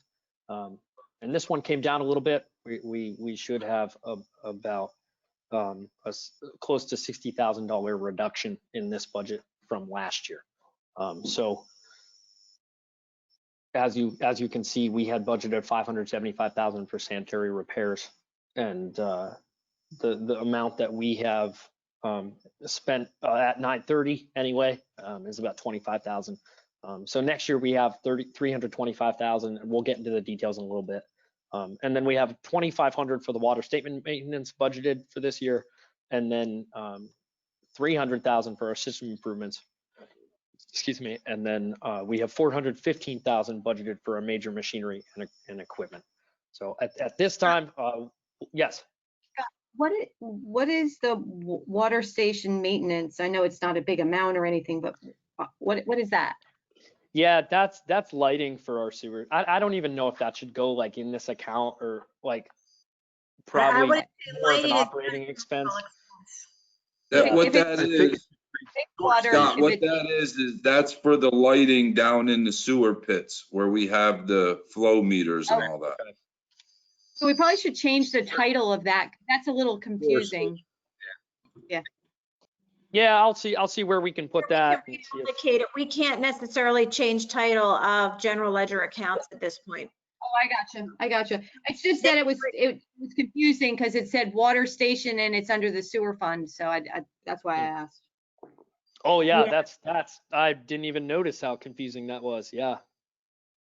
Yeah, that is just, that is matched to that fund, but yeah, it is a kind of a confusing title, but it's not easy to change those titles. And that's fine. That's fine as long as, I mean, that's fine as long as it's not a water cost under the sewer fund. Herb said it's, for the lighting for the station, for the pump station. So that makes sense.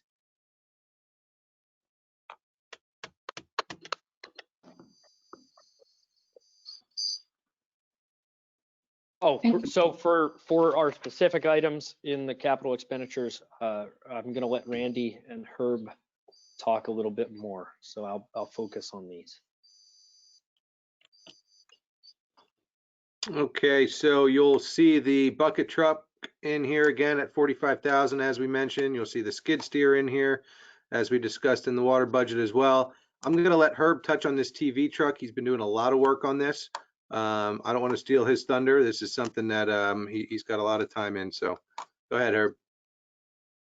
Yeah, you're gonna see a big number for a new TV truck. It's 350,000. We have brought in 3 different units so far to look at. We're working on still trying to get the price down. This new truck will have the lateral launch. So this way we can inspect laterals if we wanted to on sales of homes, or we are hearing that DEP is going to start making us check the laterals because they're saying that's 90% of the I&I coming into the system. So we're trying to stay ahead of that with this TV camera purchase. Herb, regarding the DEP, is that a new mandate that's coming down? That's what we're hearing. We haven't heard. They're not saying it for sure, but there are already municipalities out there TVing the laterals on sales of homes to make sure they are up to what standards of what they should be. It would That's be a where new they're seeing a lot of only for the info. pumps, not necessarily I in general has historically been worked on, but the laterals and doing it in the home, the laterals to the home would be different. And just because I have no idea what's the purpose to inspect it for sales of a home? Is that To part of the see home inspection? leaks. Homeowners responsible for their lateral from the curb to their home. So this expense would actually fall back on them. A few other communities, Upper Macungie, I believe, and Emmaus have put this onto the inspection, the home inspection. So when that house is sold, that's part of the inspection process. So if they do have a faulty lateral, it would be required, or for the homeowner and the buyer to work out to get that repaired. It's something we're looking into. We're looking into a similar ordinance. We're not quite there yet, but as Herb mentioned, this TV truck would help assist in that process. And DEP is really adamant, or I think they will be, about reducing I&I at these laterals. You probably realize we've invested a lot of money in lining our sewer system. We've done more than a lot of other communities, quite honestly, in that sense. But the laterals is kind of the tricky part. You know, when you have 7, 8, 10,000 of them, it adds up over time. And the I&I, if you don't understand what I&I is, that's rainwater that's getting into your system, and then obviously ending up down at Clyde Island. So that's one thing I think the state's really trying to tackle here. And you know, like Herb said, we're trying to get ahead of it, get the proper equipment in place so we can assist in that process. And you said Upper Macungie has one of these trucks already? I'm not sure. I'm not sure if Upper Macungie has one, but They I have know a program. We have it. They've got- We have a TV truck now. That's, Well, we Right. have, so we're getting a second one. yes, ours is becoming obsolete. Right. yes, the current TV truck we have now is 10 to 11 years old. Okay. But it also doesn't have the capability of a lateral launch on the current truck. Right, exactly. What is a So lateral this launch? technology's come a long way in that time. Up the lateral. It looks up the lateral. I just want to add to that comment. You know, I know we're focusing on the homeowners and the lateral launch and the capabilities of the TV truck, but you know, in general, even without the lateral launch, the importance of a TV truck for the proper operation and maintenance controls for a sanitary sewer system, I can't even put a price tag on it, because to effectively run your system, you need to have a TV truck so that you can monitor what's in the system, check out what blockages are happening in the system or potential blockages. And it's a way for you to keep controls on your system and needs for repairs. So, you know, without that, you know, even, you know, not even talking about the lateral launch, which is an amazing addition to this, which I think we need as well, that the truck in and of itself is a crucial piece to the effective operation of the sewer department. So, and yeah, and to rent one is ridiculous, because it costs an absolute fortune.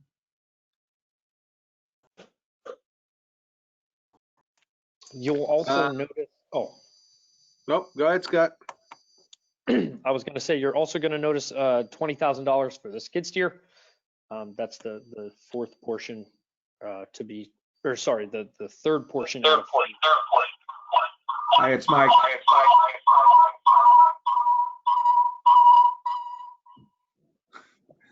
I'm sorry, I was muted. You probably already said it. Could you say what the lateral launch is again? The lateral launch is, Herb, you can answer this particular attachment. The lateral launch will actually give us the capability to check the line going from the main sewer line to a house.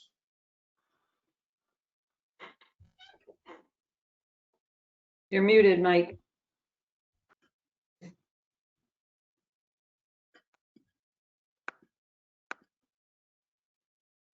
Mike, I think you're still muted.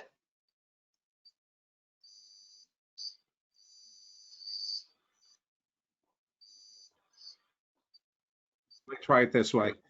Can you hear me now? Yes.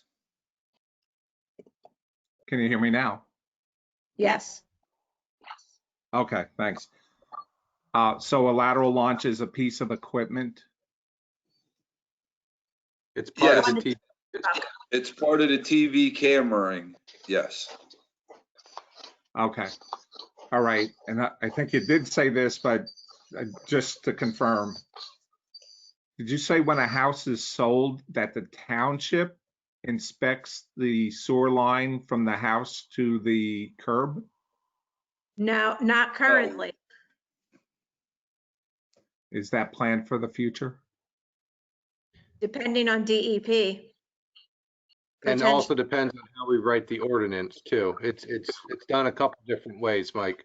Sometimes it's part of the home inspection, and sometimes the township could assist in that process. We haven't decided on the ordinance at this point. Okay. And the last question, so you can say currently or what may be in the future. How about the lateral line from the curb to the main line that's under the street? What is the property owner responsibility for that? The property owner owns all the way from the main to the house. Okay, and if repairs are needed to the lateral between the curb and the main line, the property owner is responsible for that repair? Correct. Mike, the property owner is responsible not just from the curb line to the house, but from the connection at the main to the house. So even out in the street where it connects to the main line, they own from there to into their home. Okay, and if a repair was needed between the curb and the main line, the property owner would have to get a permit to to open up the street in order to make that repair. Is that how it works? Yes. Thank you.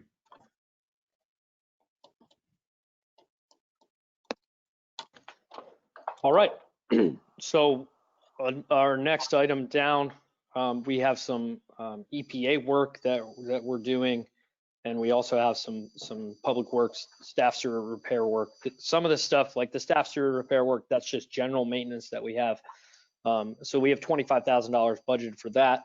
But the point repairs, we have $300,000 budgeted for that as well.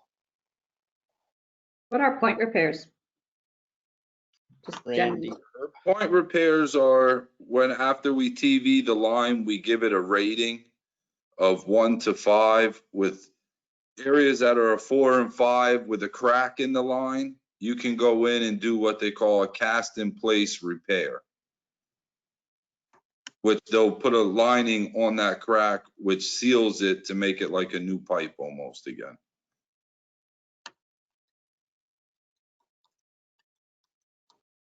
Thank you. And is that something that is done individually, or do we do a whole neighborhood at a time? Is that, how do we? We'll go through the sewer districts and go through, like, I'm just gonna use area 54 for sewer, and we'll TV that line, that whole area, and then give that over to whoever would win the bid, which is currently out right now for the repair work. We send them videos of it, sheets and everything.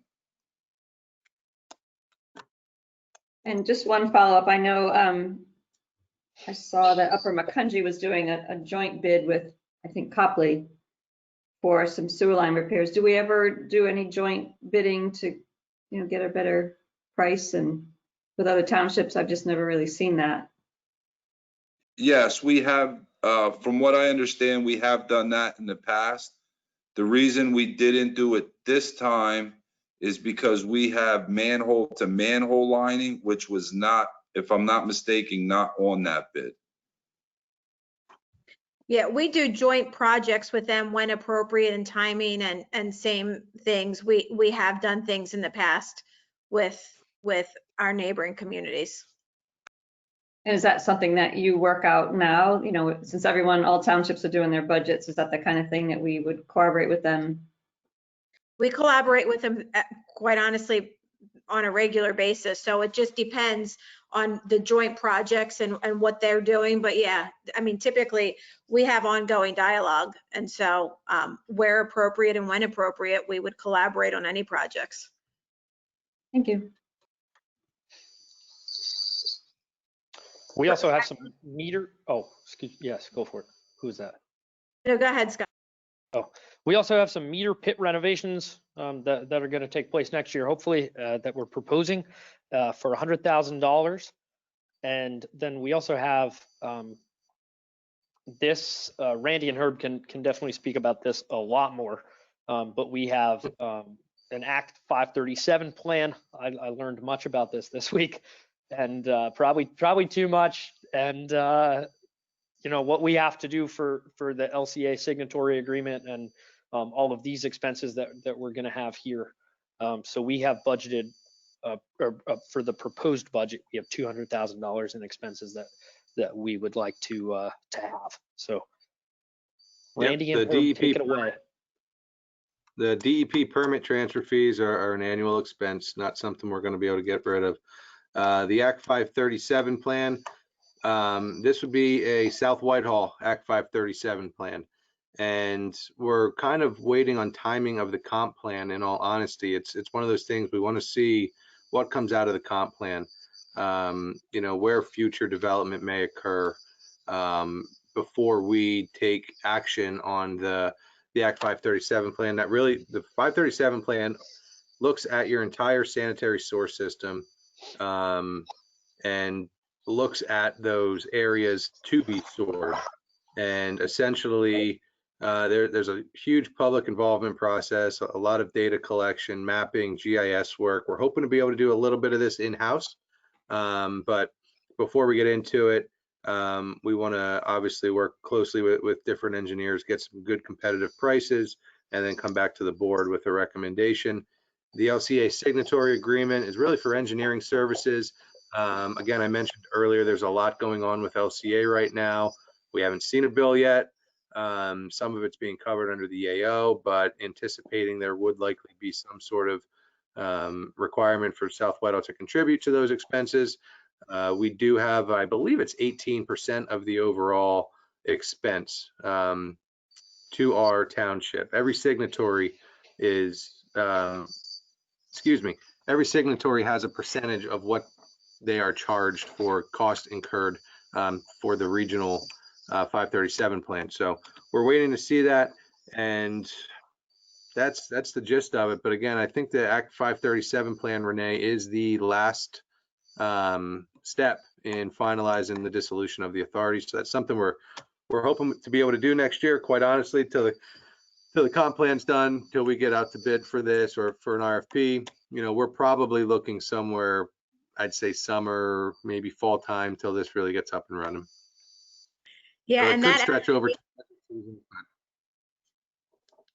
that allocation from LCA is based on our percentage of allocation to the plant. So each signatory, based on their allocation, is calculated at a percentage. So so we're about 18%, I believe, was the allocation. And yes, the Act 537 plan is the final step in the dissolution of the authority.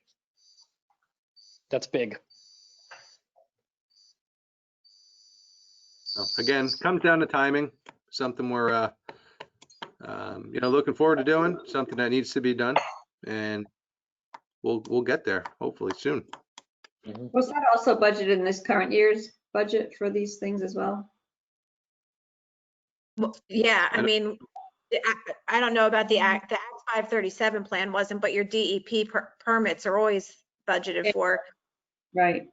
And then the signatory agreement, was that something we had kind of hoped to have? Yeah, we always well, it's not just one. I mean, there's multiple things happening with LCA on a regular basis. So there's always money set aside for LCA, but LCA is currently in the regional Act 537 plan. So that's why we're a little higher than we would usually budget for that at this point.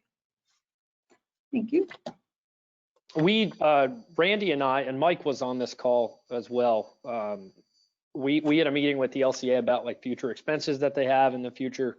And so there's going to be some stuff coming into the budget for 2022 or 2023, I believe, for more expenses. I mean, the terrible thing, you know, about this is that we don't have control over expenses when they hit us with something. So if they you know, undertake a huge project, they can just slap us with a bill.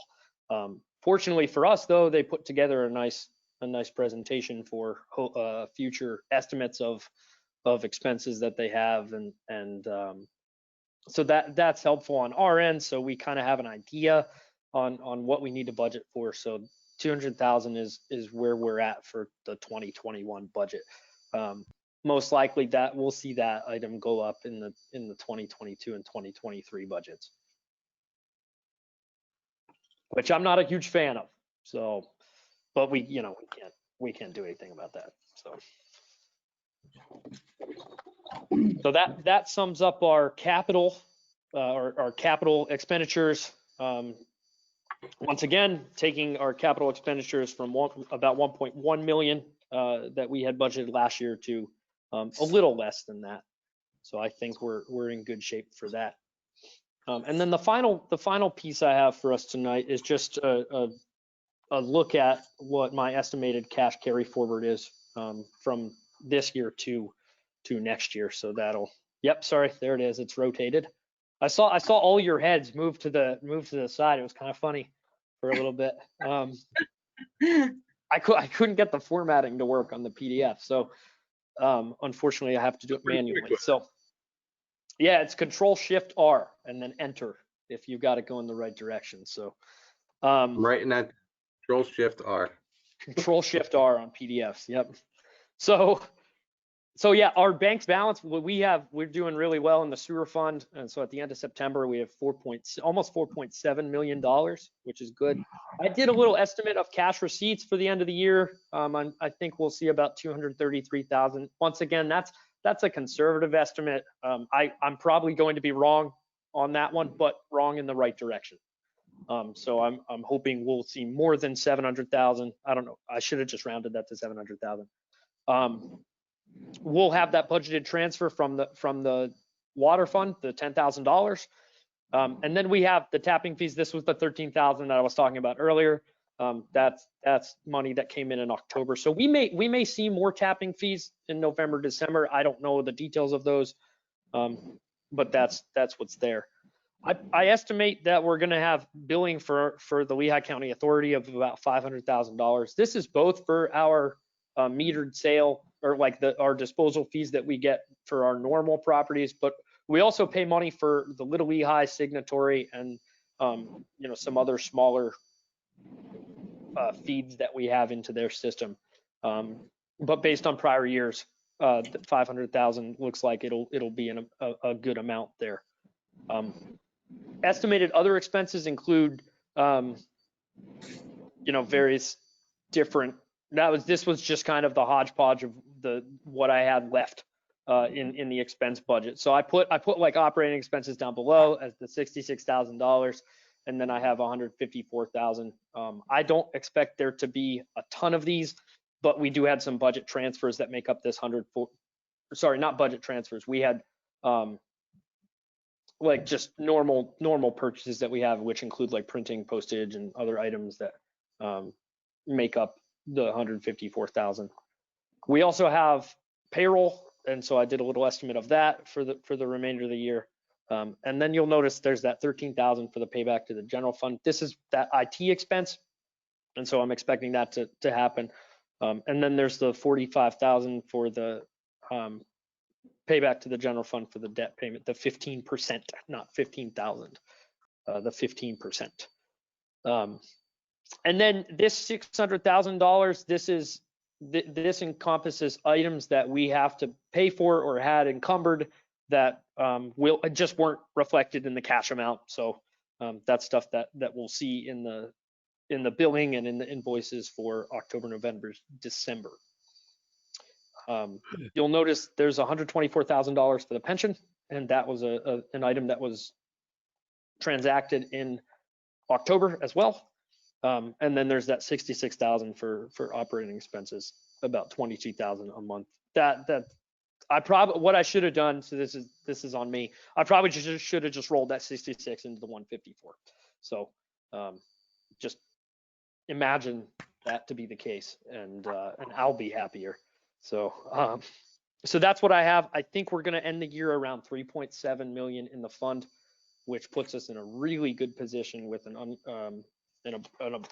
estimated appropriate reserve of 3.6 million in the sewer fund. So I think that gets us in a really, really good position for unexpected developments with Klein's Island. I think it puts us in a really good position to not raise rates for this year, and hopefully not in the future rates. We're doing well here. So does anybody have any further questions? Just one simple question. You mentioned printing when you were talking about expenses here on this page. Where, since we send out sewer bills, where do we budget for the printing postage of sending those out during the year? Does that come out of this sewer fund? Yes, it will. It'll come out of the expense line item 4342. So when I was thinking about the various accounts that comprise that 154,000 and the 66,000, printing was one of the first ones that I thought of. So that's why I mentioned it. But you know, that account amount can consist of, you know, further engineering services that we have, you know, billed for, or that we have been billed, you know, and haven't been paid yet. So I mean, but it can also, it's also going to have some like general government materials. It'll also have, I think I just had an accounting bill on my desk, an invoice for Herbine. So that 154,000 just doesn't, it's not all printing, but the printing is part of it. So that's certainly just one piece. But yeah, we do account for the printing expenses in expense item, the last 5-digit code 4342 printing. Okay, it just caught my eye because on both the water and the sewer, it looked like we hadn't spent any money on that category this year, and I know we've sent. Yeah, we've sent the bills out. So yeah, where I think that's being reflected is probably the general fund that we just need to allocate it to the water and sewer. Okay, thank you. Yep, for sure.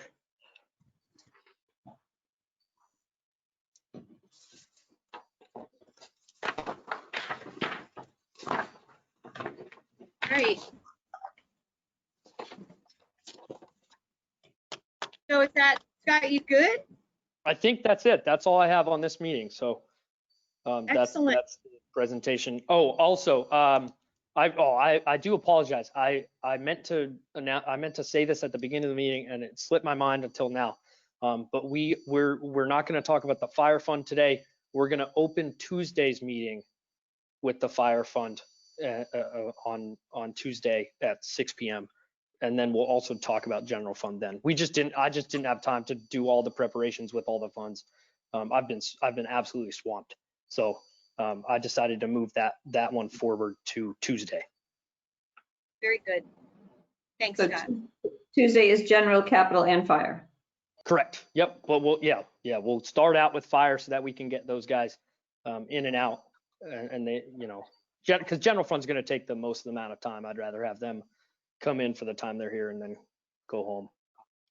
Sounds good. Thank you. All right, Scott, great job. Randy, Mike, and Herb, and Renee, thank you very much. Trace on the line.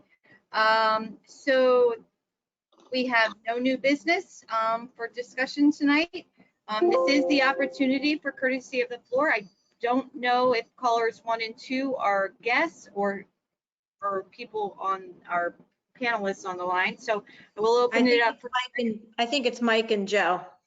Okay. So I don't believe we have any courtesy of the floor. We have no executive session planned. I do need a motion for adjournment. So moved. Motion on the floor from Commissioner Kelly. Do I hear a second? I'll make second from Commissioner Morgan. All in favor? Aye. Aye. Thumbs up if you don't have your mic on. Aye. Aye. Aye. For the love of God, please say aye. Thumbs Aye. up. All right. Looks like we got everybody. Okay, good. There you go. Have a lovely evening. Thank you for your hard work